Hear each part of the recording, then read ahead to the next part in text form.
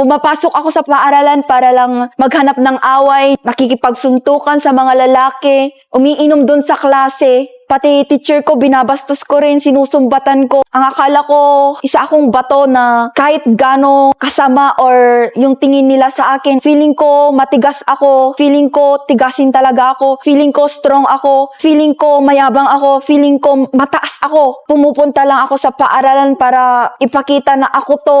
One time, may nag-share sa akin ng Word of God.